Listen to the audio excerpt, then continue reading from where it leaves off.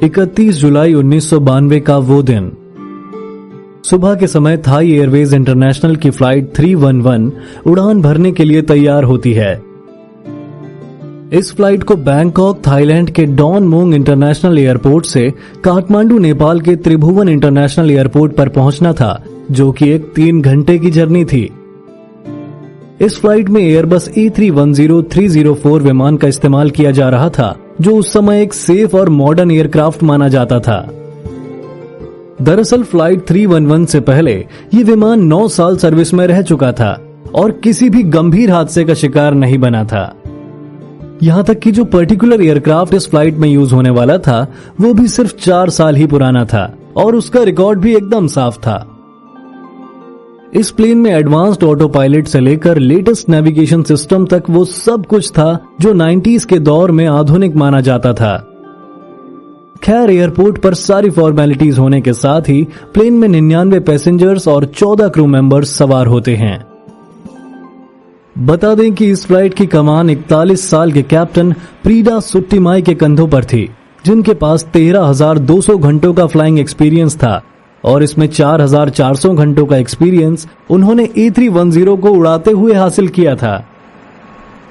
Captain के साथ cockpit में 52 साल के फुनथाट बुनिये एज अ को पायलट मौजूद थे, जो उस समय 14,600 घंटों का फ्लाइंग एक्सपीरियंस रखते थे और उन्होंने A310 विमान को उड़ाते हुए 4,200 घंटों का एक्सपीरियंस हासिल किया हुआ था। अब ऑन पेपर तो हमें दोनों पायलट्स में कोई कमी नजर नहीं आ रही है, लेकिन पर्दे के पीछे की कहानी कुछ और ही थी। दरअसल कैप्टन प्रीडा सुट्टीमई पर कई बार यह आरोप लग चुका था कि वो एयरलाइन के टॉप ऑफिशियल्स की मदद से और समय से पहले प्रमोट किए जाने की वजह से कैप्टन बने हैं, जबकि फुनथाट बुनिये के करियर पर नॉट कैप्टन मटेरियल का ठप्पा लगा हुआ था। बहरहाल सारी फॉर्मेलिटीज पूरी होने और सभी पैसेंजर्स के बोर्ड होने के बाद फ्लाइट 311 सुबह 10:30 बजे टेक ऑफ कर जाती है।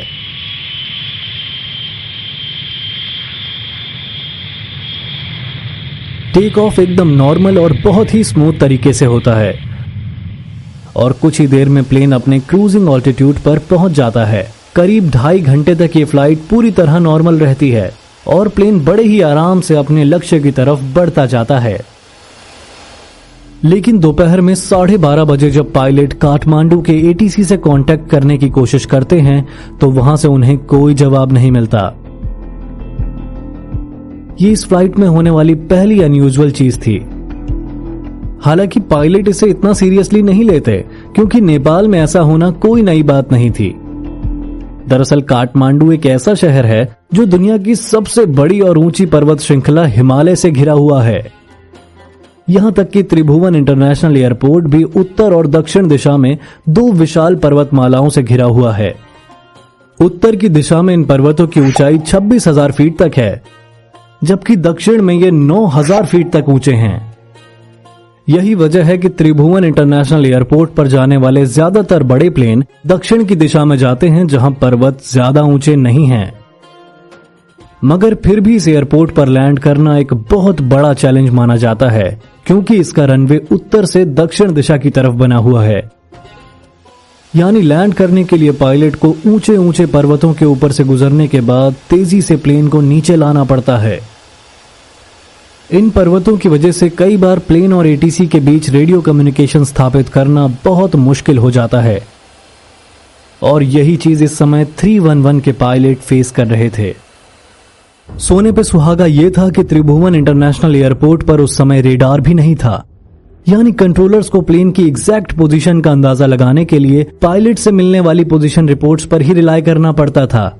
इस सब के अलावा ये समय नेपाल के मॉनसून सीजन का पीक था, जिसकी वजह से हर जगह तेज बारिश हो रही थी और कॉकपिट से घने बादलों के अलावा और कुछ दिखाई नहीं दे रहा था। कुछ देर कोशिश करने के बाद आखिरकार पायलट ATC से कांटेक्ट करने में कामयाब हो जाते हैं और उन्हें सिएरा VOR सर्कलिंग अप्रोच के जरिए लैंडिंग करने का क्लियरेंस मिल जाता है। लेकिन कैप्टन इस क्लियरेंस से बिल्कुल खुश नहीं होते। Roger Okay, it's raining over the field. असल में सिएरा VOR सर्कलिंग अप्रोच का मतलब ये था कि प्लेन को एयरपोर्ट का एक चक्कर लगाकर उत्तर दिशा से रनवे 20 पर लैंड करना था, मगर खराब मौसम और पुअर विजिबिलिटी की वजह से कैप्टन इस अप्रोच के साथ आगे बढ़ने में बिल्कुल खुश नहीं थे। यहां तक कि वो एटीसी से अपने ऑल्टरनेट एयरपोर्ट जो कोलकाता में था वहां पर लैंड करने के लिए फ्यूल की रिक्वायरमेंट कैलकुलेट करने को भी कहते हैं। लेकिन इससे पहले कि पायलट्स को इसकी जानकारी मिल पाए, एटीसी की तरफ से हवा का रुख बदल जाने का अपडेट मिलता है और इस नई अपडेट के साथ उन्हें स्ट्रेट इन सियरा अप्रोच के साथ रनवे 02 पर लैंड करने का क्लियरेंस मिल जाता है। लैंडिंग की यह अप्रोच काफी सिंपल थी। इसमें पायलट को पहले अपना प्लेन रोमियो नाम के एक वे पॉइंट पर ले जाना था जो दक्षिण की दिशा में रनवे से 75 किलोमीटर दूर था और उसके बाद पर्वतों को पार करके उन्हें अपना ऑल्टीट्यूड कम करते हुए एक बिल्कुल सीधी लाइन में रनवे की तरफ बढ़ना था। इसी पाथ को फॉलो करते हुए बहुत ही सावधानी से रोमियो वे पॉइंट पर पहुंचने के बाद प्लेन को रनवे की तरफ अलाइन करके पायलट्स फ्लैप्स को लो करना स्टार्ट करते हैं।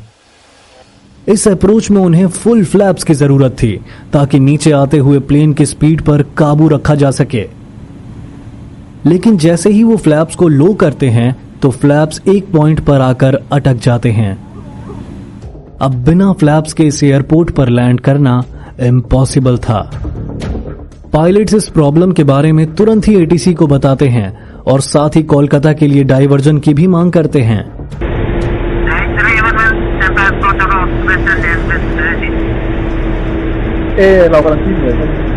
लेकिन इससे पहले कि एटीसी कुछ फैसला कर पाए, पायलट्स किसी तरह फ्लैप्स को ठीक करने में कामयाब हो जाते हैं। ऐसा होते ही वो एटीसी को इन्फॉर्म करते हैं कि उन्होंने इशू रिजॉल्व कर लिया है और वो अपनी इसी अप्रोच से आगे बढ़ रहे हैं। इस समय तक प्लेन और एयरपोर्ट के बीच की दूरी सिर्फ 20 किलोमीटर रह जाती है, लेकिन फ्लैप्स देर से खुलने की वजह से प्लेन रिक्वायर्ड ऑल्टीट्यूड से काफी ज्यादा ऊंचाई पर होता है। यहां से रनवे पर लैंड करना काफी मुश्किल था, इसलिए पायलट्स तुरंत ही एटीसी से कांटेक्ट करके रोमियो वे पॉइंट पर वापस जाने और लैंडिंग अप्रोच को दोहराने की परमिशन मांगते हैं। लेकिन एटीसी की तरफ से उन्हें कोई भी रिस्पॉन्स रिसीव नहीं होता। कुछ पल रुककर वो फिर से कांटेक्ट करते हैं, लेकिन कोई जवाब नहीं आता। ऐसे करके कैप्टन कुल 4 बार एटीसी से कांटेक्ट करने की कोशिश करते हैं, मगर एक भी बार उन्हें सामने से कोई रिस्पॉन्स नहीं मिलता। इस समय प्लेन और एयरपोर्ट के बीच की दूरी मुश्किल से 10 किलोमीटर होती है। मामला हाथ से निकलता देख कैप्टन बिना एटीसी की मदद से खुद ही प्लेन को वापस रोमियो वे पॉइंट पर ले जाने का फैसला करते हैं। यहां गौर करने वाली बात यह भी है कि इस फ्लाइट को उड़ाने से लेकर एटीसी से बात करने तक का सारा काम कैप्टन खुद कर रहे थे, जबकि एविएशन नियमों के अनुसार हर फ्लाइट में एक पायलट की जिम्मेदारी प्लेन को उड़ाना होता है, जिसे पायलट फ्लाइंग कहा जाता है, और दूसरा पायलट एटीसी से बात करने और चेकलिस्ट वगैरह रीड करने जैसे काम करता है, जिसकी डेजिग्नेशन को पायलट नॉट फ्लाइंग नाम दिया जाता है। यह नियम सेफ्टी को ध्यान में रखकर बनाया गया है ताकि सिर्फ एक पायलट पर काम का ओवरलोड ना हो और वो वर्कलोड के चलते कोई गलत फैसला ना कर बैठे। लेकिन फ्लाइट 311 में इस नियम को ताक पर रखकर कैप्टन ने सारा काम अपने कंधों पर लिया हुआ था। अब वापस रोमियो वे पॉइंट जाने के लिए कैप्टन हेडिंग सिलेक्ट नॉब का इस्तेमाल करके प्लेन को राइट साइड की तरफ घुमा देते हैं और साथ ही फर्स्ट ऑफिसर से फ्लाइट मैनेजमेंट कंप्यूटर पर रोमियो वे पॉइंट को लोकेट करने के लिए कहते हैं। क्योंकि प्लेन से बाहर देखने पर घने बादलों के अलावा उन्हें कुछ भी नजर नहीं आ रहा था, प्लेन को टर्न कराने के साथ ही वो इसका ऑल्टीट्यूड बढ़ाना भी स्टार्ट कर देते हैं। लेकिन इसी बीच एटीसी से उनकी बात होती है, जो उन्हें प्लेन का ऑल्टीट्यूड वापस घटाने के लिए कहता है, क्योंकि उसी समय 18,000 फीट की ऊंचाई पर एक दूसरा प्लेन वहां से गुजरने वाला था। इतना सुनते ही कैप्टन अपने प्लेन का ऑल्टीट्यूड वापस कम करना शुरू कर देते हैं। इस समय कॉकपिट में बहुत कुछ चल रहा होता है। एक तरफ कैप्टन प्लेन के ऑल्टीट्यूड को घटाने, बढ़ाने और एटीसी से बात करने में बिजी होते हैं, साथ ही उन्हें पास से गुजर रहे दूसरे प्लेन की भी फिक्र होती है। और दूसरी तरफ first officer Romeo way point को खोजने में व्यस्त होते हैं। इस सब के बीच दोनों पायलट ये पूरी तरह भूल जाते हैं प्लेन अभी भी राइट साइड की तरफ मुड़ रहा है। दरअसल रोमियो वे पॉइंट पकड़ने के लिए इन्हें प्लेन को 180 डिग्री घुमाना था, लेकिन इस भूल के कारण प्लेन पूरा 360 डिग्री घूम जाता है। दोनों पायलट इस बात से पूरी तरह अनजान होते हैं कि उनका प्लेन दुनिया की सबसे बड़ी पर्वत श्रृंखला हिमालय की तरफ बढ़ रहा है, क्योंकि कॉकपिट से बाहर घने बादलों के अलावा उन्हें कुछ दिखाई नहीं देता। इसी बीच प्लेन के फ्लाइट मैनेजमेंट सिस्टम की नेविगेशन डिस्प्ले उन्हें दिखाती है कि रोमियो वे पॉइंट उनके सामने नहीं बल्कि पीछे है। इसे देखकर दोनों पायलट चौंक जाते हैं, क्योंकि अपने मन में उन्हें यह लग रहा था कि वो दक्षिण की तरफ आगे बढ़ रहे हैं और रोमियो वे पॉइंट उनके सामने है। इसके बाद पूरे 6 मिनट का समय दोनों पायलट नेविगेशन डिस्प्ले के इस एरर को समझने में बिता देते हैं, जो सही मायनों में कोई एरर था ही नहीं। इन 6 मिनट में प्लेन हिमालय की तरफ गलत दिशा में तकरीबन 50 किलोमीटर की दूरी तय कर लेता है। इसी बीच एयर ट्रैफिक कंट्रोलर कैप्टन से उनकी लोकेशन पूछता है, जिसके जवाब में कैप्टन बताते हैं कि वो एयरपोर्ट से 5 मील की दूरी पर हैं। ये सुनकर कंट्रोलर हैरान रह जाता है, क्योंकि अभी कुछ मिनटों पहले ही प्लेन रोमियो वे पॉइंट की तरफ निकला था, जिसके हिसाब से उसे एयरपोर्ट से कम 50 किलोमीटर दूर होना चाहिए था। ये एक बहुत बड़ा साइन था, जिससे कैप्टन को समझ जाना चाहिए था कि वो गलत दिशा में आगे बढ़ रहे हैं, लेकिन वो इस पर ध्यान तक नहीं देते।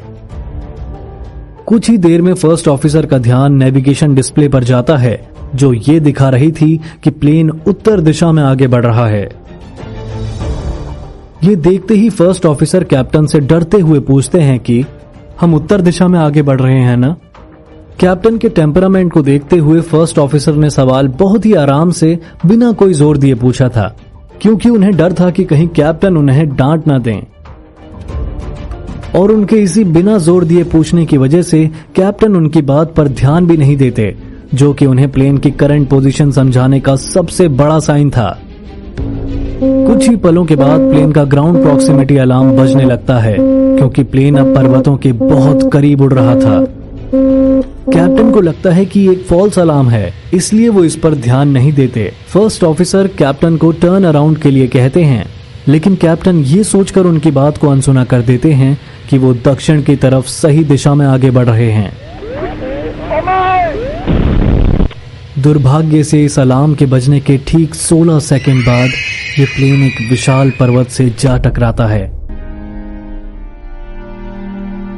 बादलों की वजह से पायलट्स को हिलने का भी समय नहीं मिलता और प्लेन पलक झपकते ही छोटे छोटे टुकड़ों में टूटकर बिखर जाता है। प्लेन में मौजूद 99 पैसेंजर्स और 14 क्रू मेंबर्स समेत सभी की मौके पर ही मौत हो जाती है। इस हादसे के होने के बाद कई दिनों तक इस प्लेन की तलाश चलती है, क्योंकि कैप्टन के अनुसार प्लेन दक्षिण की तरफ जा रहा था, लेकिन उस एरिया में खोजबीन करके प्लेन का कोई नामो निशान नहीं मिलता।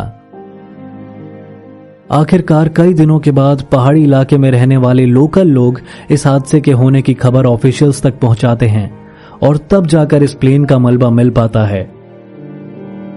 कॉकपिट वॉइस रिकॉर्डर को सुनने के बाद इन्वेस्टिगेटर इस नतीजे पर पहुंचते हैं कि लॉस ऑफ सिचुएशनल अवेयरनेस इस हादसे के होने की सबसे अहम वजह थी। साथ ही कैप्टन का एटीट्यूड, एटीसी और फर्स्ट ऑफिसर के प्रति उनका बिहेवियर, उनका टेम्परामेंट और फर्स्ट ऑफिसर को कम आंककर सारे काम खुद करने की जिद ने यह हादसा होने में अहम रोल निभाया। इसके अलावा A310 विमान की नेविगेशन डिस्प्ले पर दिशाओं के नाम लिखे होने की जगह सिर्फ नंबर्स का लिखा होना भी हादसे के होने का अहम कारण माना गया। अगर डिस्प्ले पर नंबर्स की जगह दिशाओं के नाम या लेटर्स लिखे हुए होते तो शायद कैप्टन ये पहले ही समझ जाते कि प्लेन गलत दिशा में आगे बढ़ रहा है। खैर, इस हादसे को हुए 32 साल बीत चुके हैं, लेकिन आज भी इस इंसिडेंट को प्लेन कैसे नहीं उड़ाना चाहिए, इस चीज के लिए केस स्टडी माना जाता है।